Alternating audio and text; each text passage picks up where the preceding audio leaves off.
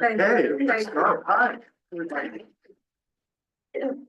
And as usual, remember, if you want to get up and get something, you won't distract me, it's perfectly fine. We're going to talk about the sinking of the Andrea Doria tonight. And I think the best way to begin is to say a few words about how important that great ocean liner was to Italy at the time it was designed and launched in the 1950s. To know something about that, to set the background for the wonder that was the Andrea Doria, don't forget how devastated Italy was at the end of the Second World War. That's what this slide is supposed to represent here. You see some English Tommies going through the wreckage of an Italian city.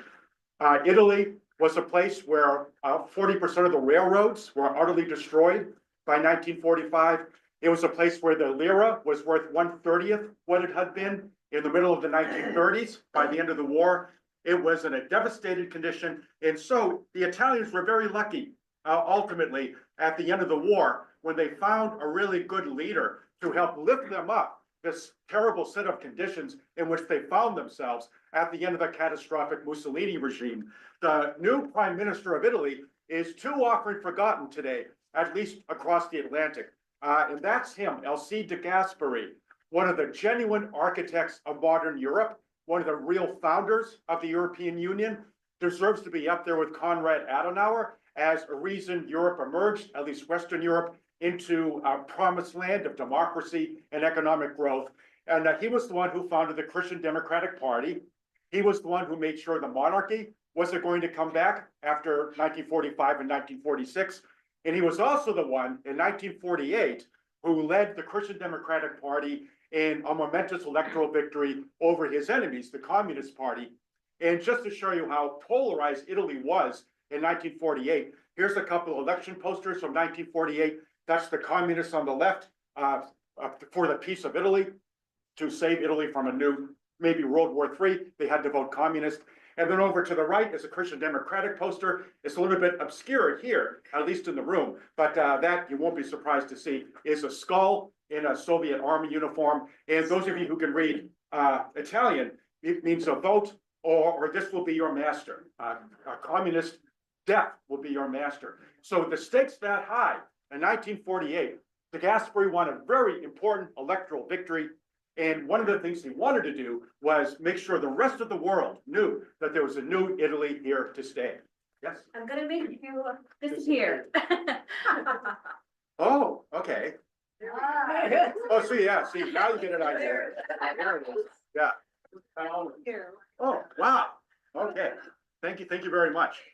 So what would this new Italy be understood and recognized for around the world? And de Gasperi really wanted to lean in to the great Italian heritage of style, elegance, design.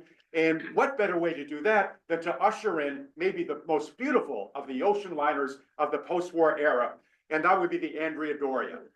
Two great ocean liners were built under de Gasperi's auspices, funded in large measure by the Italian government. And this is one of them, the Andrea Doria, famous for that Italian flag colors up there on the funnel, as you can see. There's a pretty good picture of it. And the Andrea Doria was gorgeous, just lovely from the outside.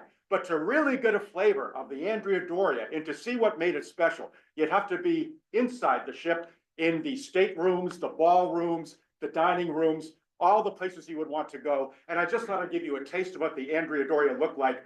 First of all, that's the ballroom on the left in this advertisement. And those murals on the wall represent the Feast of Neptune by a guy named Piero Zuffi, very well-known Italian painter at the time, beautifully done in that ballroom. And then if you were in one of the major staterooms where you'd have to pay a pile of money, one of the major staterooms in first class, you might see a decorative scheme by the Italian designer Gel Ponti.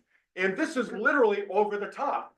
These are zodiac symbols, not just on the walls, not just on the bedspread, but on the ceilings. Gel Ponti gave us a stateroom like that.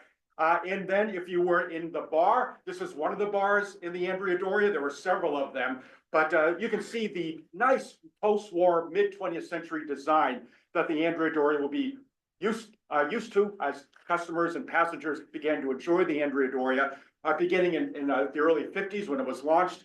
This is part of what the bar looked like. I just showed you the bar, but these are panels along the far walls of one of the first class bars done by a guy named Romano Rui. The theme was pretty traditional, but the style was mid-20th century. And by a ship like this, de Gasperi hoped to signify to everybody that Italy was back, as good as ever, as creative as ever. Why not give Italy a chance? That's a taste of what the Andrea Doria looked like. And you can see a little bit about their reputation here in this ad. A little something between meals. Look at that. So naturally, if you wanted to cross the Atlantic from Italy, you leave Genoa on the Andrea Doria. That was the best way to go. You stop in Naples, then you go up, pay a call at Cannes usually, and then you go to Gibraltar, and then all the way to New York. And this is the way you'd want to go if you possibly could. And everybody went on the Andrea Doria if they were going to Italy or going to New York from Italy. This is one of the people who went on the Andrea Doria. That's Anna Magnani, famous actress of the post-war era. And there she is on her, not in this picture, but she went on the Andrea Doria to attend the premiere of her film Bellissima in Manhattan. She didn't like to fly, so this was good enough for her, good enough for anybody for that matter. Does anybody know the guy on the left? Who is Anna Magnani hanging out with here? That's Tennessee Williams, right there on the left. And guess who else loved the Andrea Doria? There's Joan Crawford. Sitting there with the captain of the Andrea Doria, who we'll meet in a little while, Piero Calam. There they are hanging out. Now, he wasn't much of a socializer, the captain, but he knew that was part of the captain's job, so he would socialize. And he rather liked Joan Crawford. So here they are under a statue of the namesake of the Andrea Doria, although you'd never know it. I don't think it looks like him, but that's the great Genoese mariner of the 16th century, Andrea Doria, that they named the ocean liner after. A man who fought the Turks all of his life until he was 86. He was commanding an expedition at the age of 86 in the 16th century. That's Andrea Doria, that's Joan Crawford. And Captain Calam liked Joan Crawford so much that he told her on one of her crossings that, look, if you want your daughters to design the menu, you just tell them what we'll cook up, and we'll cook that up. And the daughter said, okay, how about this? This was Kathy and Cindy Crawford. Steak, vodka, caviar. Good idea. I can't argue with that. Joan Crawford, as you may know, absolutely hated to fly. There was no way she was going to fly. I kind of agree with her on this. Planes are basically death traps. So she didn't want to get on a commercial airliner. So she would take the Andrea Doria. Now, does anybody else know what she was really afraid of? Horses. Early in her career, she was really afraid of horses. And she knew she'd have to get over that. If she was ever going to be, for example, in a cowboy movie at some point, she had to get over this fear. So she got over her fear of horses in exactly the right way. If you fear horses, here's what you do to get over it. You get into polo. And she got heavily into polo, began riding horses that way, and she was fine after that. But I don't know if she ever got over her fear of flying. So anyway, the Andrea Doria, this is the actual Andrea Doria. Not actually, I don't think he looked like that, but that's Andrea Doria as Neptune in a 16th century painting. And so you kind of get the idea. This was a very special liner indeed. Not only was it beautiful, not only was it prestigious, not only did everybody want to be on it, but everybody had every reason to think this was one of the safest ocean liners afloat. And the reason was, first of all the up-to-date safety equipment you would want. 16 lifeboats. So if there were 2,000 passengers and crew on board, all of them could have gone away safely on those 16 lifeboats. Plenty for the Andrea Doria, electrically powered from the davits that they were attached to, up-to-date lifeboat technology, and also there were 11 watertight compartments on the Andrea Doria. The idea was that if anything should ever happen, not that anybody thought there would be anything happening, but if anything should ever happen on the high seas and there should be a collision, as long as only 2 compartments were flooded by the collision, the Andrea Doria would be fine, no chance of sinking. So 11 watertight compartments were on the Andrea Doria. No better captain in all of Italy, and this might be the best thing about it, was at the helm, and that's Piero Calam, who we just met with Joan Crawford. Piero Calam had been on the seas all his life. He had been in 2 world wars. He had all sorts of hair-raising escapes during those world wars, captaining a grand total of 37 ships during his career. He knew everything there was to know about Atlantic crossings. He was the captain of the Andrea Doria. He had made repeated Atlantic crossings on the Andrea Doria by 1956. And this was going to be the 100th crossing of the Andrea Doria from Genoa in July of 1956. And there he was at the helm as usual.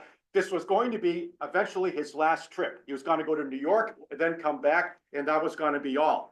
And nobody had any reason to believe that Kalam, with all that experience, was going to be anything other than the safest possible captain to have at the helm of the Andrea Doria.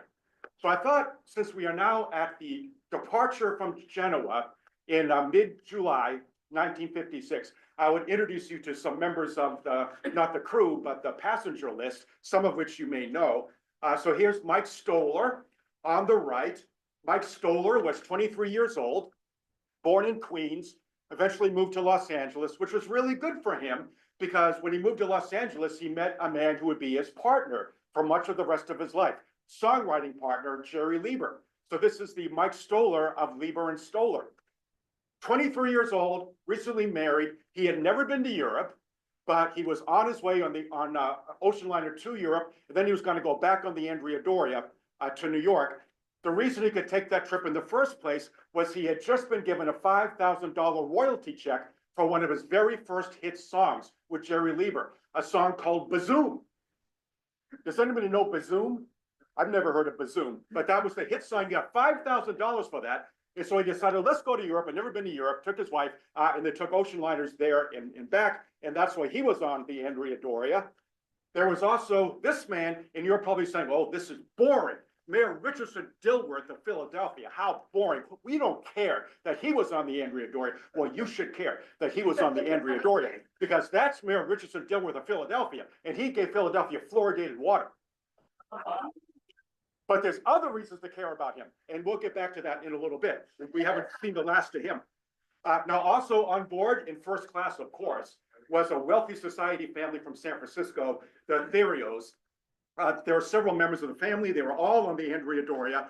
They were supposed to fly back to New York and then San Francisco, but this is July of 1956. And on June 30th, 1956, the worst commercial aviation disaster in US history up to that point had just happened. Two airlines, one of them TWA, had crashed into each other right over the Grand Canyon. And everybody on both airplanes died. And that was international news. And Francis Therio did not like the idea of crashing into something at 21,000 feet, which is what happened at the Grand Canyon. And she decided, we flew over here, but I'm not flying back. We are not flying back. That's it. Absolutely not.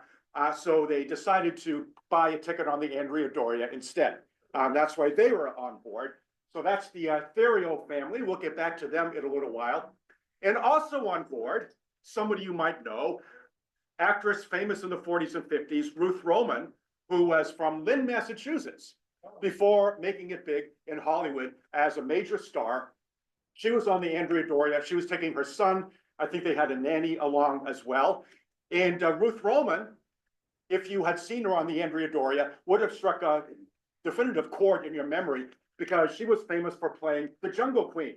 And there she is in one of the posters. Does anybody know the name of the Jungle Queen? I was hoping you did because I can't. Oh, here it is. Lothel.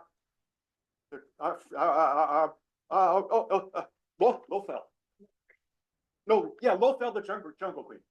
That's Ruth Roman, Lothel the Jungle Queen, in a series of 1940s films. So that's Ruth Roman there. She was on board the Andrea Doria. There was also somebody pretty well known back then, Betsy Drake, was on the Andrea Doria, the wife of Cary Grant. And she had just gotten done introducing Cary Grant to LSD at the time that she was crossing on the Andrea Doria to get back to the United States. So all these people were on board the Andrea Doria. And the person who never became terribly famous, but I wanted to introduce you to him anyway, somebody else on the Andrea Doria was a guy named Jerry Reinert, who was 21 years old, just graduated from college. And so his parents decided to give him a college graduation present, and that was a trip to Europe. So he took an ocean liner there, and he took a plane to Europe, and he had a TWA ticket to go back, and he was going to fly back to America after his sojourn in Europe. He had a wonderful time in Europe. But the reason he didn't fly back as scheduled was he had met an Argentinian woman in Europe who was kind of taken with her, and he found out that she was going to be on the Andrea Doria. So to maybe try to get to know her a little bit better, he cashed in his TWA ticket and used the money that he now got to buy passage on the Andrea Doria. And it didn't work out for Jerry Reiner because this woman was very heavily chaperoned through the entire trip home. He barely got a chance to talk to her, but he really liked being on the Andrea Doria because the Andrea Doria had 3 swimming pools. It was kind of unusual, even in third class, you had your own swimming pool on the Andrea Doria. And he enjoyed hanging out at the bars, enjoyed playing ping pong. He's going to have a wonderful trip, but he never got to know that Argentinian woman. So we'll get back to Jerry Reiner in just a little while. So they all left Genoa, Naples, Cannes, Gibraltar, and then into the high seas they go. And it was a very uneventful trip, just like you kind of hope for. There's another picture of the Andrea Doria. So across the Atlantic they go, in the height of elegance, the height of style. And then on the night of July 25th, the very last night of the voyage, scheduled to get into New York the following morning, the Andrea Doria began to approach Nantucket Island. And now it's about 10 o'clock at night, or a little bit after 10 p.m. Nantucket is a place notorious for its fogs. It's a dangerous place because there are a lot of shoals off of Nantucket to the south, but it's especially dangerous because of fog, especially in the summer. Remember, this is July. Because in the summer, what you've got is the warm waters of the Gulf Stream, especially warm because it's July, and they confront around Nantucket the colder air and currents of the Labrador current. And the cold current, warm air as well, coming in from the south, combines off of Nantucket to create typically heavy fog.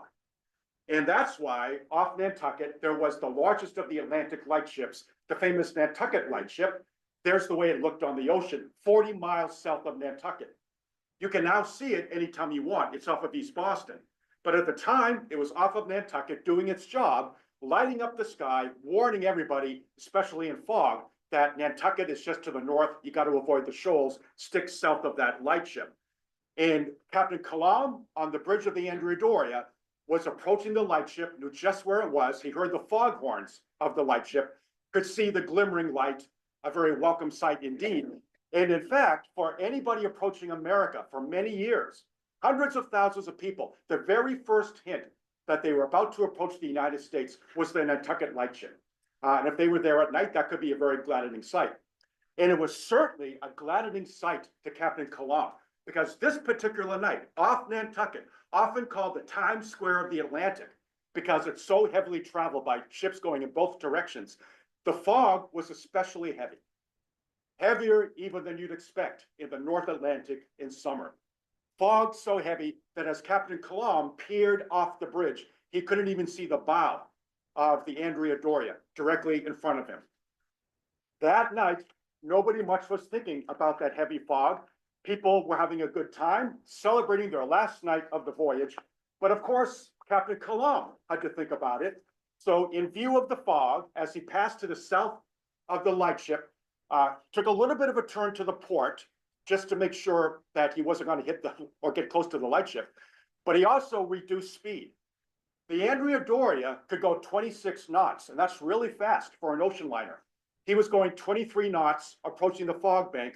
Once he got into the fog, he reduced speed to 21.8. And that's not very much. That's pretty fast to be going through heavy fog like that, especially heavy fog. And normally, the guideline would have been to slow down even more considerably. But to tell you the truth, if he'd actually followed the guidelines about how fast you want to go in fog like that, he would have had to crawl to a near stop, because that's how heavy the fog was. And there was no way he was going to do that, because he was supposed to get into Manhattan at 9 a.m. And nobody wanted to get in late if you were an ocean liner, because if you got in late, what that meant was all these longshoremen, a couple hundred of them, were going to be waiting around with nothing to do, but they're going to get paid anyway. And the shipping company, no shipping company likes to pay longshoremen for doing nothing. And in the meantime, all these people who are supposed to go on the Andrea Doria back to Italy, they're going to have to wait and wait because the ship's not there yet. And when it finally got there, it has to be unloaded, loaded, it's going to be a big delay. And that's why Captain Kalam, not believing that really he had much to worry about anyway, didn't reduce speed very much, 23 knots to 21.8. Who wants to pay longshoremen $2.50 an hour when you don't need to? And anyway, Captain Kalam had no reason to think he was going to hit anything out there. He was well south of Nantucket. He's south of the lightship, especially once he took that little turn to port. And the rules, not mandatory, not enforced, nothing that would carry a penalty if you didn't observe them.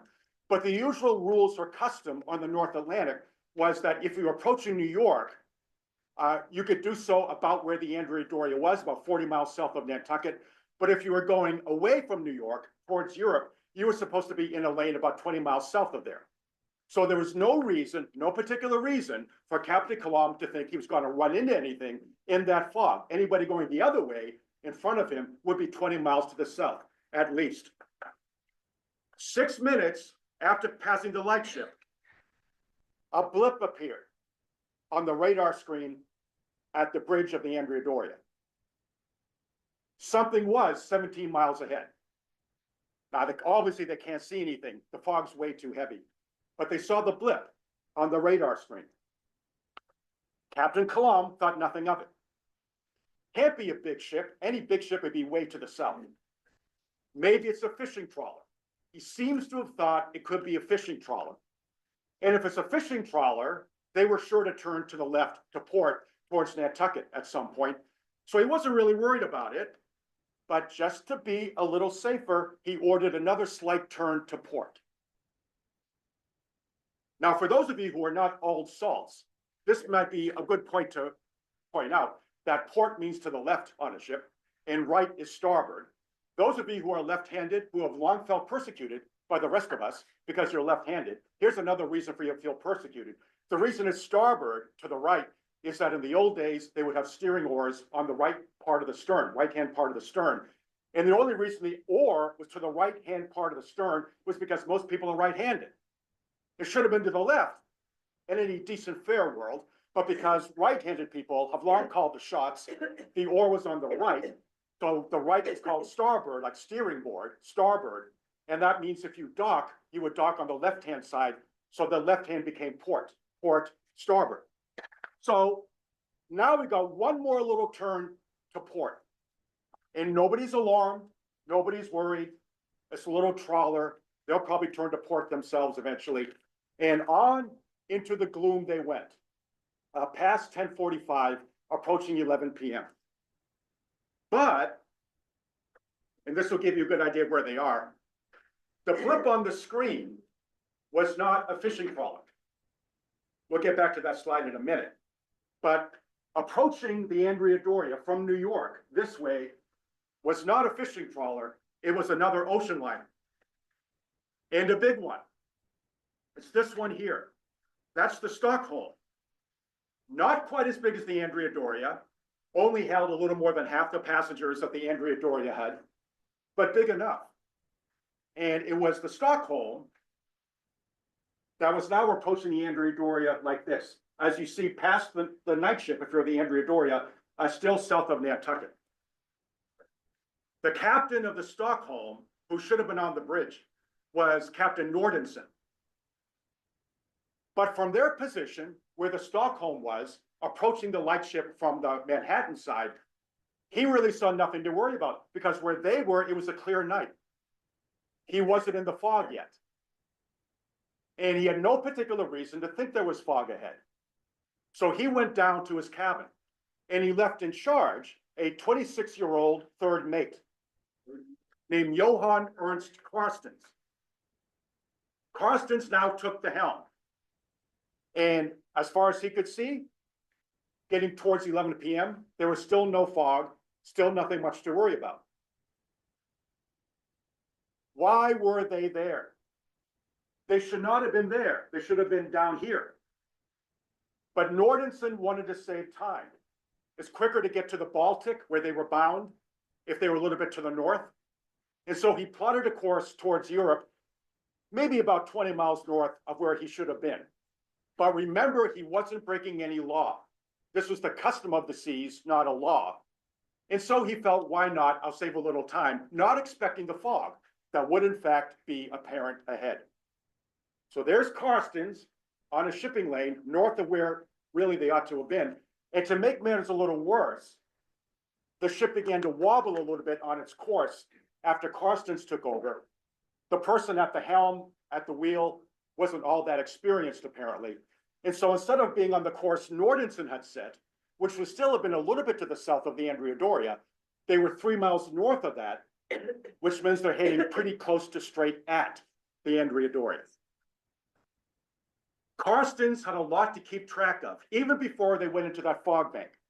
But the most important thing he had to do, because he's at the helm, he's on the bridge, was to keep track of what the radar was saying. So he's looking at the radar, as you would be expected to do. You're piloting the ship now. It's a little bit before 11. The fog now began to gather at long last around the Stockholm. And we think what Carstens did at this point was two things, one of which we don't know much about, the other we're pretty sure of. He seems to have misread the radar. Now, one way he might have misread it was to mistake the way the radar was correlated to distance. There are two settings on these radars, and if you looked at it thinking it was one setting, but it was really the other, you would think that a blip that you see is actually farther away than it really is. Now, he might have mistaken the reading on the radar. So when he began to see a blip for the first time, just before 11 p.m., he might have thought, misreading the radar, that whatever that was, it was farther away than it actually was. Now, that's very controversial. Nobody's ever been able to prove that. But here's what we think is definitely true. When he looked at that radar, which was not brightly lit, so as the fog began to gather, it would get harder to read. But when he looked at the radar, he seems to believe that the blip ahead of him, wherever it happened to be, was a little bit to his left, that is to port. When in fact, the Andrea Doria was approaching on a course, if anything, slightly to starboard, to his starboard, that is to the Stockholm starboard. So what Carstens thought was the Andrea Doria was closer to Nantucket than it actually was. In reality, it was approaching, and if anything, if it was going to do anything at all, it was either going to strike the Stockholm or maybe go a little bit to the Stockholm starboard. So he made a crucial mistake. He thought the Andrea Doria was on the wrong side of the ship than it actually was. So what would you do if you were Carstens and you thought the Andrea Doria was just a little bit to your port? You would turn to starboard. So that's what he did. A little bit past 11 p.m., just to be safe, he ordered a slight turn to starboard, just to avoid what he thought was a ship to his port. But he had another reason to do that. And a lot of you old salts will know what that reason is. On the high seas, in effect, usually, wherever you happen to be, if you're approaching a ship, you expect a port-to-port crossing. So your port, the ship's port, that's how you cross if you're approaching another ship. And he assumed that that's what the other ship would know as well, or do, acting on that assumption. So if anything was ahead of him, he thought the crossing is going to be port to port. I'll turn starboard. They'll turn starboard too. That was the assumption. But about the time he made that decision to turn to starboard, there's Captain Colomb on the Andrea Doria. He knows full well that blip ahead of him is getting closer. He knew the distance. And if he had done the usual thing, which was turn to starboard for a port-to-port crossing, what he was now afraid of was that, given the fact that they weren't responding to foghorn calls or anything like that, what he was afraid of is if he turned to starboard, then he'd be turning in the path of whatever ship that was. And he didn't want to risk that. So the usual thing was turn to starboard. But what Captain Colomb decided to do just after 11 was take another turn to port. So what we've got now is the Stockholm going to starboard, and we've got the Andrea Doria going to port. So that's what it's shaping up to look like. And the last thing, regrettably, that happened was that just to be safe, Carstens on the Stockholm ordered one more turn to starboard, a 13-degree turn, which would have been perfectly good, perfectly understandable under normal conditions, but it was catastrophic given what the Andrea Doria was now doing, which was turning to port, setting up a collision right this way, Stockholm into the Andrea Doria. About 11:08, finally at long last, for the first time, Captain Kalam and the officers of the Andrea Doria, who were increasingly worried about that blip ahead of them. Remember, Captain Kalam was assuming and staking everything on a starboard to starboard crossing. They now, for the first time, began to see lights ahead of them.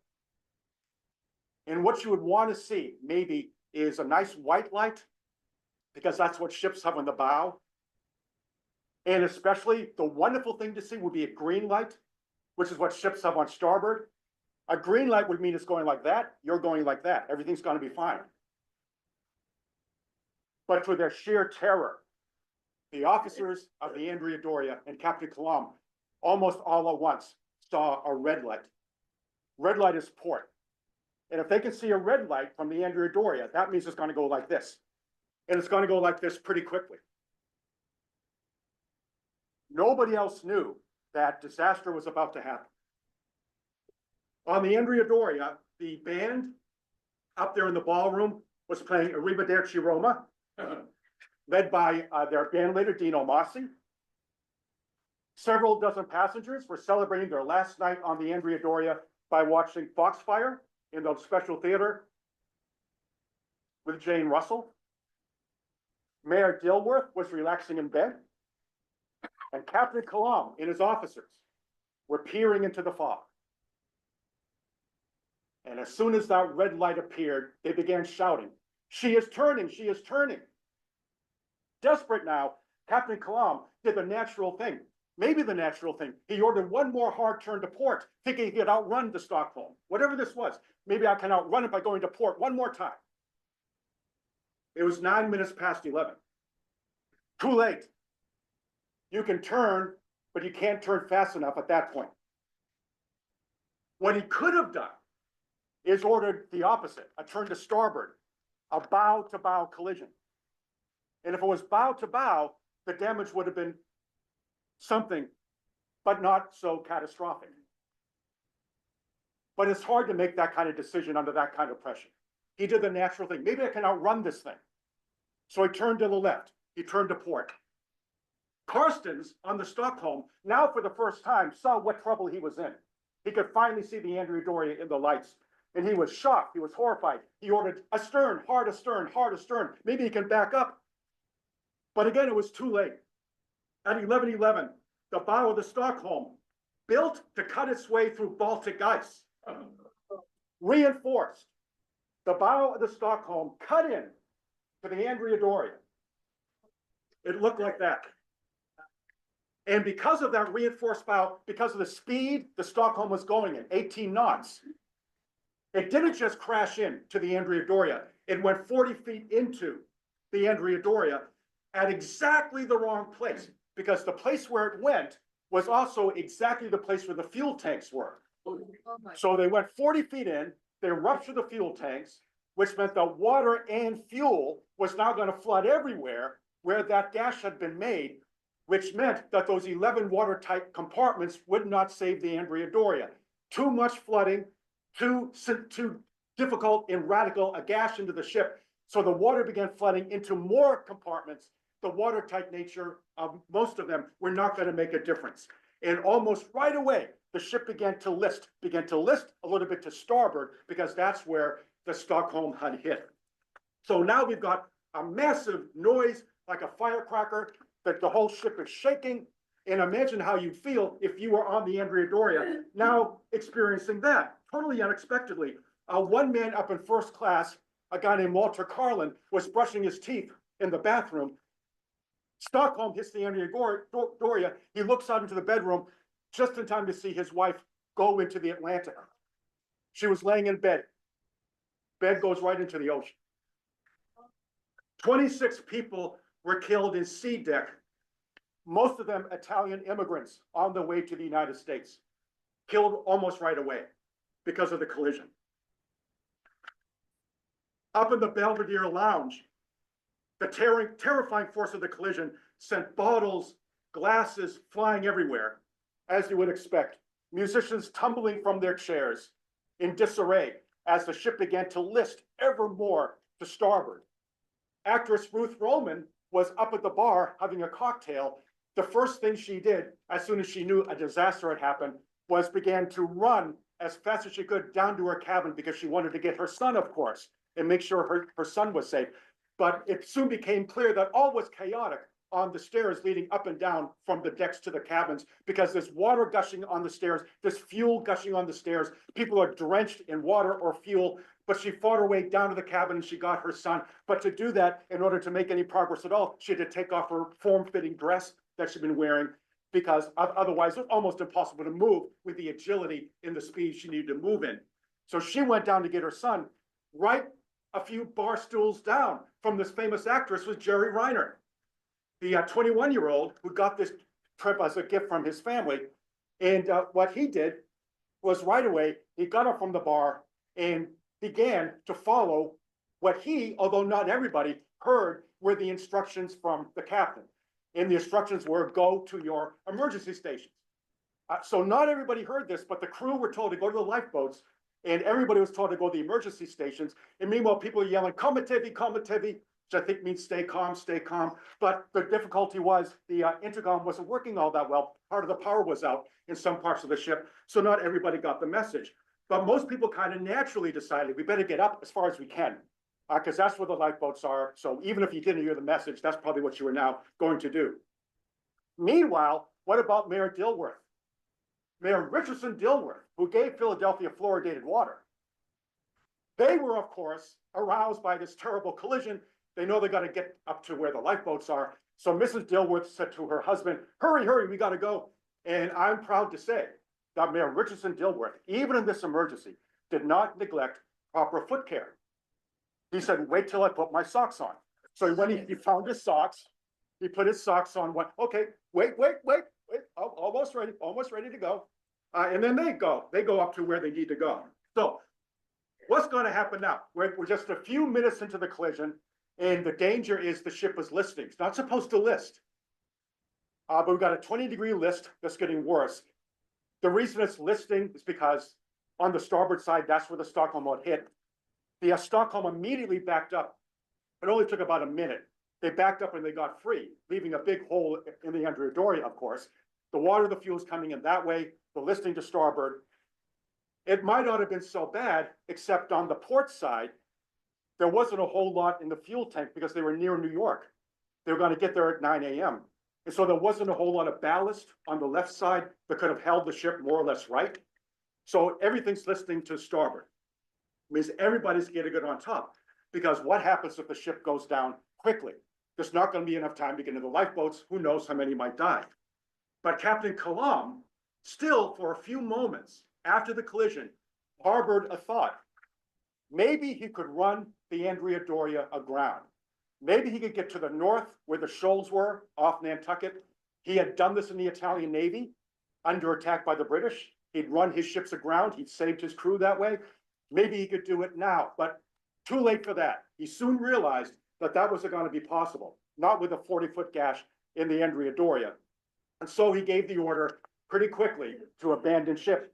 And that's when they began to worry about the lifeboats. So I think you can see what the problem is now. There's 16 lifeboats on the Andrea Doria, but the ship is listing more and more to starboard. So that means the lifeboats at port are useless. They can't get in the water. There's no way. The only lifeboats that can get in the water are on starboard, where the list is. So you can put those 8 boats in the water. Well, you can put them in the water, but there's 1,700 people on the Andrea Doria. And there's room for 1,000.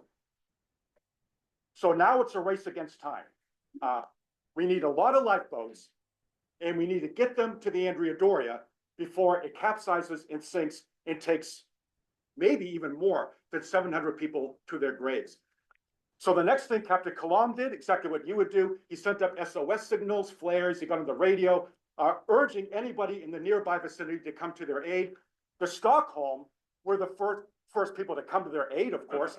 The Stockholm had lifeboats, so the Stockholm lifeboats went in the water. People began rowing over there. nobody had gotten in any lifeboat in the first hour of this catastrophe, but at least there were more lifeboats from the Stockholm. And the big surprise in the Stockholm, you can see where it's sitting here, was that after they had pulled away, 5 crew members died in the Stockholm because of that collision. But after they pulled away, they could hear somebody shouting. And they looked down in the wreckage, the twisted wreckage, they began to investigate who's yelling. And it was a little girl named Linda Morgan, who had fallen from her cabin on the Andrea Doria into the Stockholm. Oh. I think she was something like 12 or 13, maybe a little younger. And they asked, "Oh, who are you?" She said, "Where am I? I was on the Andrea Doria. Where am I now?" Her stepfather and stepsister both died in the cabin, but she survived. I think she was 12 years old, Linda Morgan. But what the Stockholm really had to do, of course, was think about how to use their lifeboats to begin to rescue people from the Andrea Doria. So as of about midnight now, we got ships from parts of the ocean nearby racing to the rescue. We got the Stockholm sending the lifeboats alongside the Andrea Doria, and anybody who can is getting up to the promenade deck and the main deck to try to be as close to the lifeboats as they can, including Mike Stoller. And like so many others, what he did was the natural thing. The list is getting worse now, 25 degrees, getting to 30-degree list on starboard. So what you need to do is make sure you don't slide into the sea. So everybody's climbing up to the port side. They want to be on top, like hang onto the rail as long as they can. And that's where people were gathering. And they were trying to keep their spirits up by singing. They were singing, "It's a Long Way to Tipperary," among other things. Until Stoller was told by his wife, "Do you think it's a good idea that we left our life jackets back in the cabin?" So Stoller, now he's got to go get the life jackets. So down the angle he goes to get back in the cabins. Everybody's coming up. He's fighting his way down to try to get to the life jackets. He got the life jackets. Meanwhile, people are kind of pulling at him as he tried to get back up. There are some who are actually grabbing at the life jackets. But he got back up to where his wife was. And now all of them are up on the port side, waiting for the lifeboats to finally be lowered properly so they can start boarding them. And the difficulty here was they were terrified because nobody's making any announcements now. They can't hear anything on the ship intercom system. They don't know how many lifeboats there are. They don't know if anybody's coming to the rescue. All they know up there hanging onto the upper port side was that the list is getting worse, little by little. It's pitch dark. There's fog everywhere. They can't hear anything. Imagine the terror you'd feel if you didn't know if anybody was actually going to rescue you up there. Luckily, the lifeboats from the Stockholm began to arrive. I've just verified that Linda Morgan, the little kid, was 14, not 12. Okay. She had a broken arm because she fell. Other than that, she was okay. Now, it's not going to surprise you to learn that when the lifeboats from the Stockholm began to pull alongside and a few people began to board, first members of the crew and then others, it won't surprise you to learn that a lot of people did not want to go to the Stockholm because here's what the Stockholm looked like. So imagine boarding that thing. Actually, it was totally seaworthy. There was nothing wrong with it. There's nothing to worry about.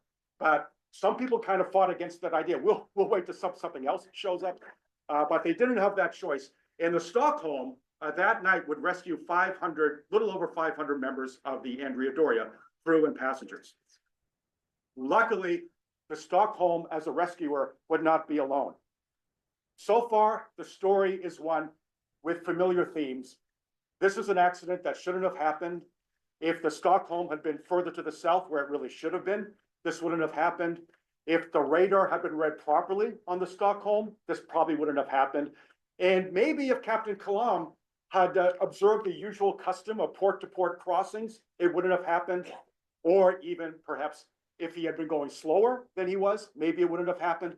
But you put all of these things together, wouldn't have happened. And what you got was something like a 1 in a million collision because the Stockholm hit exactly at the wrong place, where it's going to rupture the fuel tanks and make useless those watertight compartments. Put it all together, should not have happened. But as we've often seen in disasters like this, something about a crisis can bring up the best in people.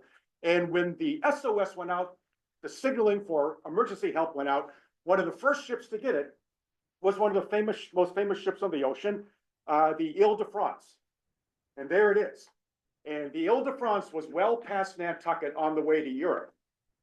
But her captain, when she heard the signal, Captain Bodian, didn't hesitate a moment, didn't care how much money he might lose. He turned around, which is what you do when you get a rescue signal like that, and he began to try to go to the rescue of the Andrea Doria before it was too late. This is the famous Ile-de-France. This is the ship that now turned around on the North Atlantic. Its first voyage happened back in 1927, became world famous after that. Irving Berlin devoted a line in his song A Fine Romance to the Ile-de-France. She's as hard to land as the Ile-de-France. And she had been the last civilian ship to leave France before the official beginning of World War II. She left in the morning of September 1st, 1939. She was world famous, but this was to be her finest hour. Not only did her captain turn around, knowing that those 13 lifeboats on the Ile-de-France could be crucial, but he also ordered the stewards to prepare hot chocolate, sandwiches, anything they could for anybody that could take off the Andrea Doria. And he got the doctors to get the infirmary ready in case there were any injuries. So on the way back, he was all ready to take on survivors. Meanwhile, back at the Andrea Doria, in the gloom, in the advancing night, the early hours of the morning, more and more people were sliding down, even though the decks were awash with water, partly from the swimming pools, but back where these passengers were. They were getting down any way they could, down the deck to the starboard side, to begin boarding the lifeboats of the Stockholm in the 8 Andrea Doria lifeboats that were serviceable. The problem was, remember, that list, and the list was getting worse. So if you can picture it in your mind, the lifeboats are bobbing on the North Atlantic down here. Well, how do you get in the lifeboats? You got to climb down these ladders that are now dangling over the ocean because of the list. And that was a formidable prospect. These are 35, 40-foot ladders that you're trying to get down. And imagine being fairly weak physically, what a daunting prospect that would be. But that was the only way down, only way out. People began going down the rope ladders. If they got maybe halfway, they can't make it anymore. They'd be pushed down by crew members. You can't pause. You got to get more people down the ladders. You can't just hang out, hope to feel better in a few moments. You got to go. A lot of people were able to successfully do it. Many people blanched at it. They made themselves do it. But the big problem was, what about the little kids?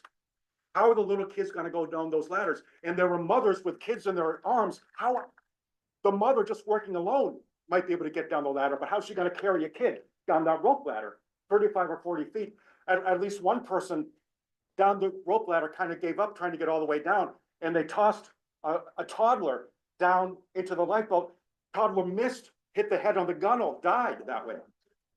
And nobody who ever saw that would ever forget it, how horrifying that was. So the big problem was getting the little kids down there. And guess who now showed up but Jerry Reinert, who had been enjoying one last Campari up in the Belvedere Lounge when the Andrea Doria was hit by the Stockholm. He now came into his own. He's there waiting to get into a lifeboat. And when he saw these crying mothers wondering what to do, he said, I'll help you out. And he was a strong guy. And he began to take these kids in his arms, and little by little, slowly, he would work his way down the rope ladders, one after another, for 3.5 hours. Wherever the lifeboats were, he'd be down with the kid, then go back up, get another one. He rescued 12 children that way, up and down the rope ladders, being very careful, being very slow, but all the time successfully getting the kids into the lifeboats. And then he went back for kid number 13, and the crew member said, absolutely not, you're totally exhausted. We're not going to risk another child with you. He didn't feel exhausted, but he probably actually was. And he later said that for the rest of his life, he never had that kind of strength again for the rest of his life, but he did that night. And so all those kids were going to be safe, and they were going to get to New York. Meanwhile, many were still up there on the upper port side as the list got worse, waiting for their turn to get into the lifeboats.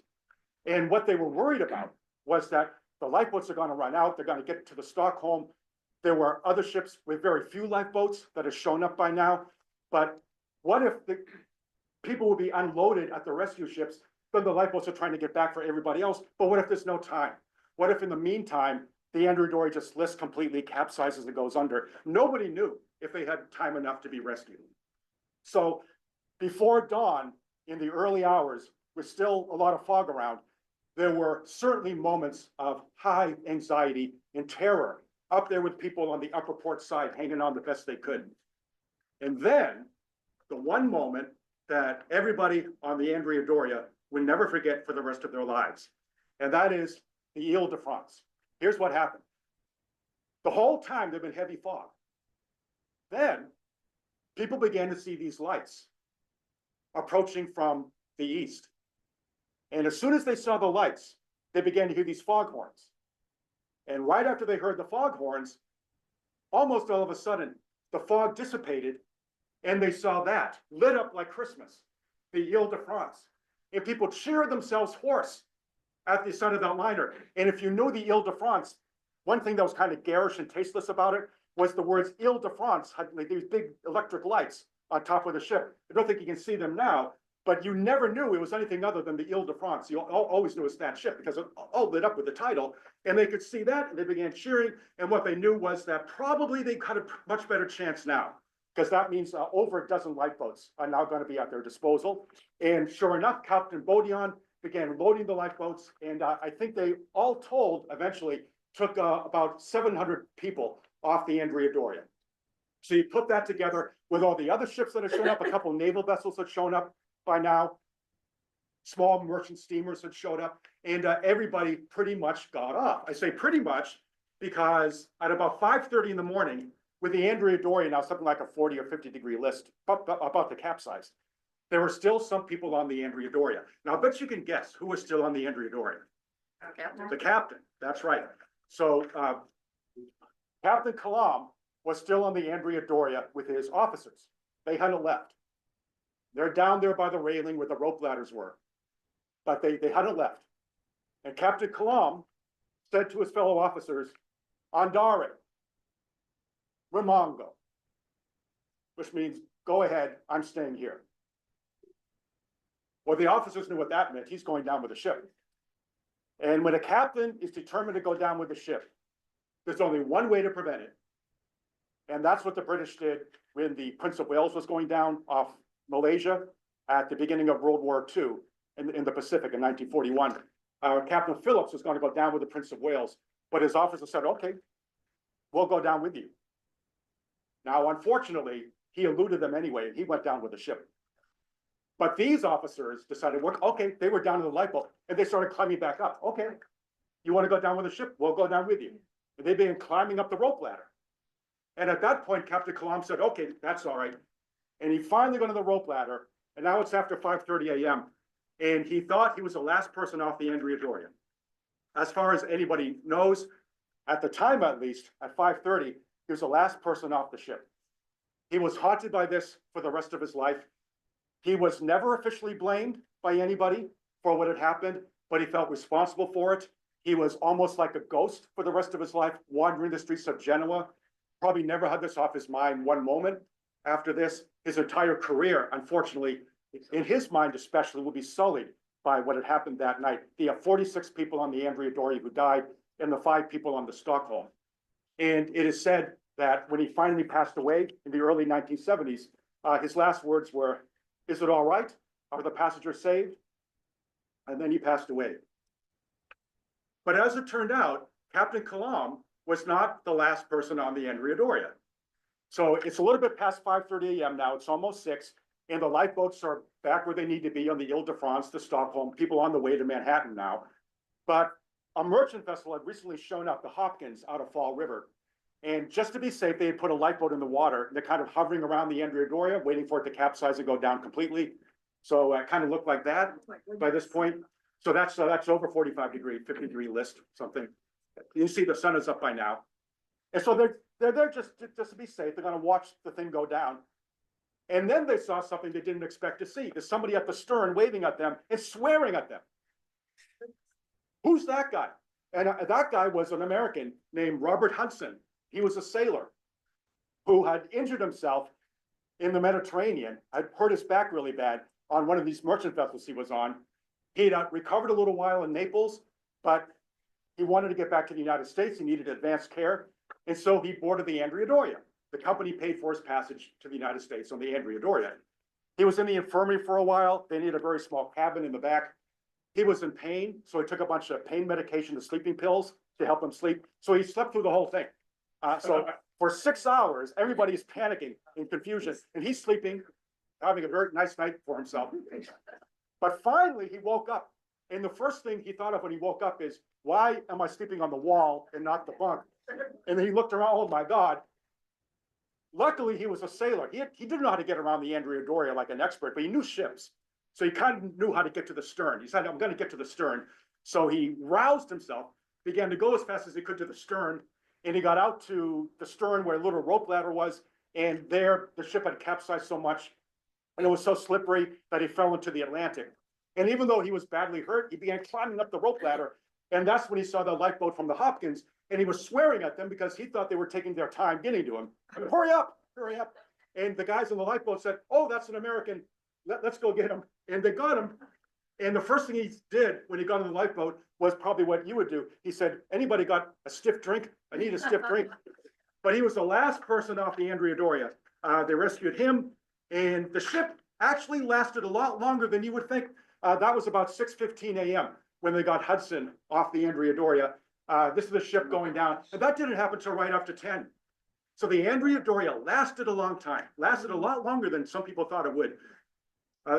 So right after 10 a.m., went down into the North Atlantic, and there it remains to this day, 250 feet under the surface of the Atlantic Ocean, a very popular place for divers.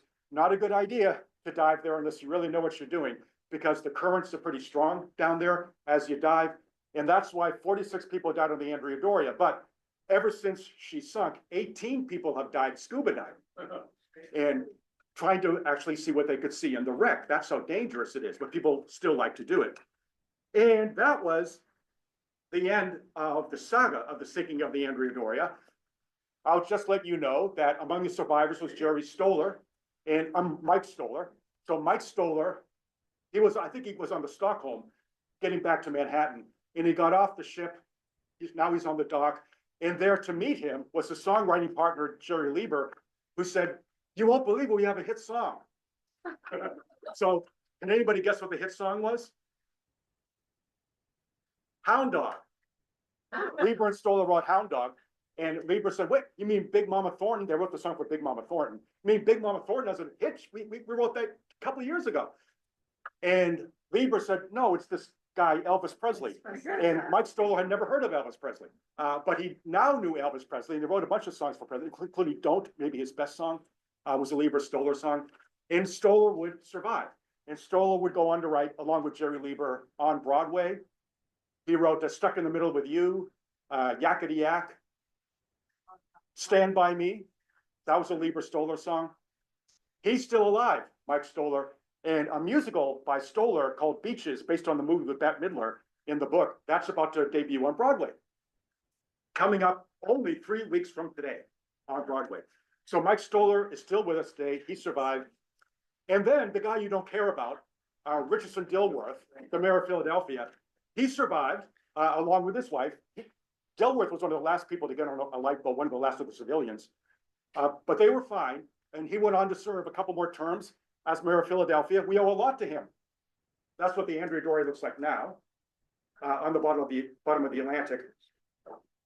The reason the wonderful neighborhood Society Hill was preserved in Philadelphia, one of the greatest colonial neighborhoods in America, is because of Mayor Dilworth. He didn't want that developed, turned into what the West End became, and so he made sure it was safe.